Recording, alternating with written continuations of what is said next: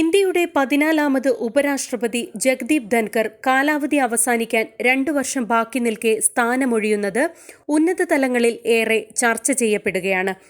ആരോഗ്യ കാരണത്താലാണ് തന്റെ പിന്മാറ്റമെന്ന് ജഗ്ദീപ് ധൻകർ വ്യക്തമാക്കിയെങ്കിലും രാജിക്ക് പിന്നിലെ അടിസ്ഥാന ലക്ഷ്യങ്ങളെക്കുറിച്ച് സംശയമുണ്ടെന്ന് പ്രതിപക്ഷം ആരോപണമുന്നയിക്കുന്നുണ്ട്.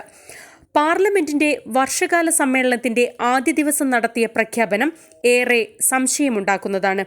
ഈ ഘട്ടത്തിൽ വിഷയത്തിൽ വ്യക്തതയുടെയും സുതാര്യതയുടെയും ആവശ്യകതയുണ്ട്.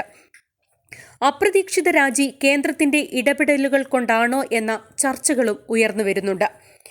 രാജി പ്രഖ്യാപിക്കുന്നതിന് 2 മണിക്കൂർ മുമ്പ് ഉപരാഷ്ട്രപതിയുമായി ഫോണിൽ സംസാരിച്ചതായും അടിയന്തര പ്രാധാന്യമുള്ള ആരോഗ്യ പ്രശ്നങ്ങൾ ഉള്ളതായി തോന്നിയില്ലെന്നും കോൺഗ്രസ് നേതാവ് ജയറാം രമേശ് വ്യക്തമാക്കി.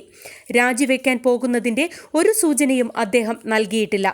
എല്ലാം സാധാരണ എന്ന പോലെയായിരുന്നുവെന്നും ജയറാം രമേശ് പറഞ്ഞു.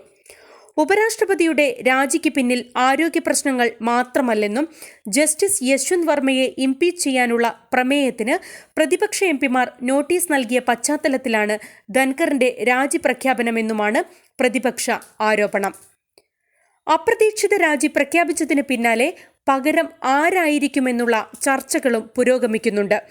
പാർലമെന്റിന്റെ നടപ്പ് സമ്മേളനത്തിൽ തന്നെ ഉപരാഷ്ട്രപതിയെ തെരഞ്ഞെടുക്കാനുള്ള ശ്രമവും NDA ആരംഭിച്ചിട്ടുണ്ട്.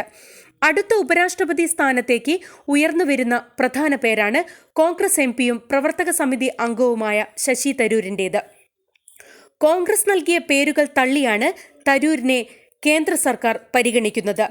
തരൂരുമായി അനുകൂല സമീപനമല്ല കോൺഗ്രസ് നേതൃത്വത്തിന് ഇപ്പോഴുള്ളത്. ഈ സാഹചര്യത്തിൽ കൂടിയാണ് തരൂരിന് ഉപരാഷ്ട്രപതി സ്ഥാനത്തേക്ക് സാധ്യതകൾ ഏറുന്നത്. ഓപ്പറേഷൻ സിന്ദൂറുമായി ബന്ധപ്പെട്ട് കേന്ദ്രം വിദേശത്തേക്ക് അയച്ച സംഘത്തിന്റെ തലവനും ശശി തരൂരായിരുന്നു.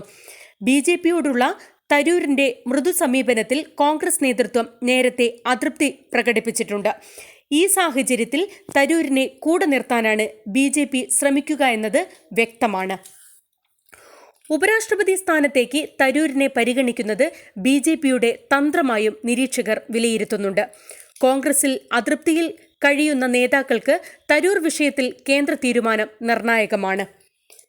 മുൻ BJP അധ്യക്ഷനും ഗോവ ഗവർണറുമായിരുന്ന അഡ്വക്കേറ്റ് PS ശ്രീധരൻപിള്ള, മുൻ കേരള ഗവർണർ ആരിഫ് മുഹമ്മദ് ഖാൻ, ജനതാദൾ എംപിയും രാജ്യസഭാ ഉപാധ്യക്ഷനുമായ ഹരിവംശ് എന്നിവരാണ് ഉപരാഷ്ട്രപതി സ്ഥാനത്തേക്ക് സാധ്യതയുള്ള മറ്റു വ്യക്തികൾ.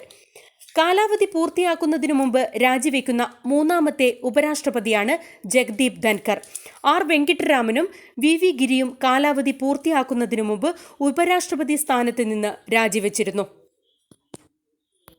കൂടുതൽ വാർത്തകളും വിശേഷങ്ങളും നേരിട്ട് ലഭിക്കാൻ ജനങ്ങളിൽ നിന്ന് ജനങ്ങളിലേക്ക് ജനഭൂമി ന്യൂസ് സബ്സ്ക്രൈബ് ചെയ്യൂ. ബെൽ ബട്ടൺ അമർത്താനും മറക്കരുത്.